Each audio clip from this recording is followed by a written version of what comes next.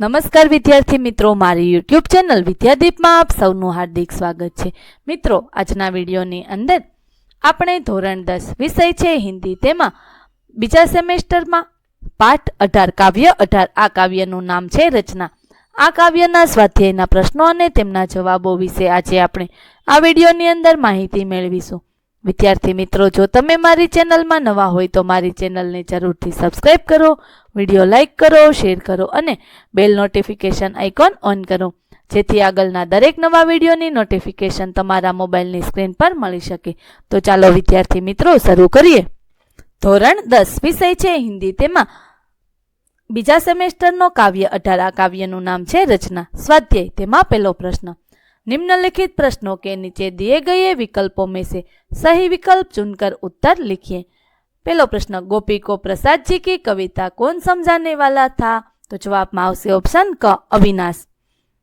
बीजो प्रश्न, तुम चाहो तो शिष्ट भाषा में आवेदन पत्र दे सकते हो, यह वाक्य कौन कहता है? रमेश।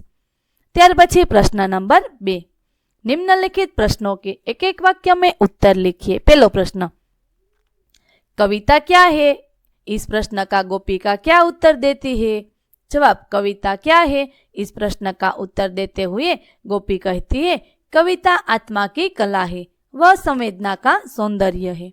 बीजो प्रश्न, रमेश और नरेश ग्राम पंचायत के सदस्यों का विरोध क्यों करते थे? जवाब, ग्राम पंचायत के सदस्य रमेश और नरेश के सवालों का जवाब नहीं देते थे, इसीलिए ये दोनों ग्राम पंचायत के सदस्यों का विरोध करते थे।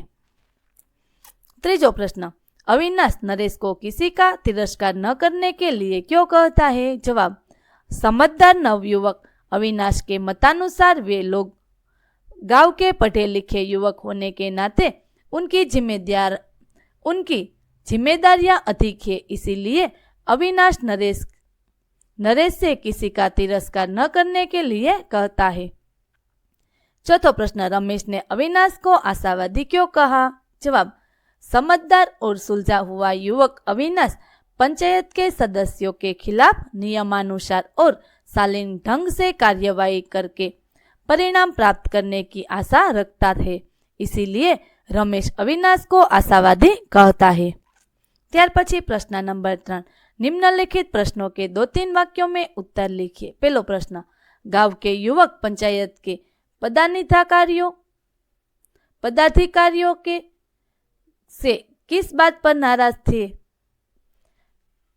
खाद के वितरण में अनियमितता, गरीबों के लिए आए राशन की कालाबाजारी, पंचायत का घाट में चलना आदि घोटालों का जवाब गांव के युवक पंचायत के पदाधिकारियों से मांगते थे, पर पदाधिकारी जवाब देने से बचते थे, इसीलिए गांव के युवक पंचायत के पदाधिकारियों से नाराज थे। बीजो प्रश्न, अपने असंतोष को व्यक्त करने के लिए उन्होंने किन किन साधनों का उपयोग किया? जवाब, गांव के युवकों में पंचायत में हुए घोटालों से असंतोष था, युवकों ने अपना असंतोष व्यक्त करने के लिए पंचायत के कार्यालय के समक्ष उपवास करने और पदाधिकारियों को आवेदन पत्र सौंपने जैसा साधनों का उपयोग किया।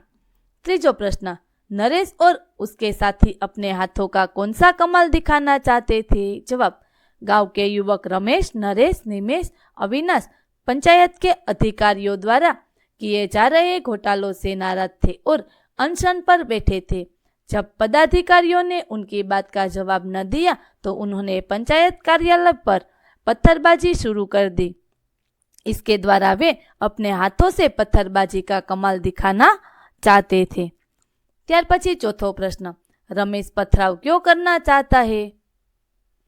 पंचायत के घोटालों को लेकर युवानों ने आवेदन पत्र देकर पदाधिकारियों से जवाब मांगा तो वे पिछले दरवाजे से भाग खड़े हुए। इस पर रमेश को गुस्सा आया और उसने पंचायत के कार्यालय पर पथराव करने का निश्चय किया, जिससे पथराव की बात सुनकर पदाधिकारी दौड़ आए। त्यार पछी प्रश्न नंबर 4, निम्नलिखित प्रश्नों के 5-6 वाक्यों में उत्तर लिखिए। पहलो प्रश्न, अविनाश पथराव का विरोध क्यों करता है? जवाब, अविनाश एक समझदार युवक है, वह नियमानुसार काम करने में विश्वास करता है, वह तोड़फोड़ में विश्वास नहीं रखता। अविनाश को पंचायत भवन से लगाव है, इसकी नींव तैयार होने के समय से वह उससे जुड़ा रहा है। उसने मकान की रचना में हाथ बटाया था, इसीलिए अविनाश मकान पर पथराव का विरोध करता है। बीजो प्रश्न, रचना एकांकी से हमें क्या सीख मिलती है? जवाब, आजकल विरोध करने के नाम पर लोगों में तोड़फोड़ करने और संपत्ति का नुकसान करने की प्रवृत्ति बढ़ती जा रही है, जो गलत है। तोड़फोड़ से हम अपना और राष्ट्र का ही नुकसान करते हैं। इस प्रवृत्ति पर रोक लगाने की आवश्यकता है। हमें कोई भी आंदोलन शांतिपूर्ण ढंग से चलाना चाहिए और उसके परिणाम की प्रतीक्षा करनी चाहिए। इस एकांकी से यही संदेश मिलता है। ત્યાર પછી પ્રશ્ન નંબર 5, निम्नलिखित वाक्य किसने कहे हैं? लिखिए। पहलू वाक्य, ये सुशिक्षित है, समझदार भी है, परंतु अभी इन्होंने अपने हाथ से कुछ रचा नहीं है। तो ये बात अविनाश ने गोपी से बोली। ત્યાર પછી बीजू वाक्य, ये बात रमेश ने गोपी से बोली। ત્રીજું वाक्य, ये बात निमेश ने नरेश से बोली। चौथું वाक्य, ये बात गोपी ने निमेश से बोली। ત્યાર પછી પ્રશ્ન નંબર 6, आशय स्पष्ट कीजिए। कविता आत्मा की कला है, संवेदना का सौंदर्य है। कविता मात्र शब्दों का समूह न होकर कवि के हृदय से शब्दों के रूप में निकली हुई सुंदर भावना होती है। कविता के माध्यम से कवि अपने मन में होने वाले बोध को सुंदर ढंग से कागज पर उतारता है। कविता में उसकी भावना की छाप दिखाई देती है। कविता संवेदना का सौंदर्य है। ત્યાર પછી 7મો પ્રશ્ન, નિમ્નલિખિત શબ્દો કે વિલોમ શબ્દ લખીએ। તો અહીં જે શબ્દો આપેલા છે તેમના વિરોધી શબ્દ લખવાના છે। તો ચાલો જોઈએ। ફાયદા, તો તેનો વિરોધી શબ્દ નુકસાન। કોમલ, કઠોર।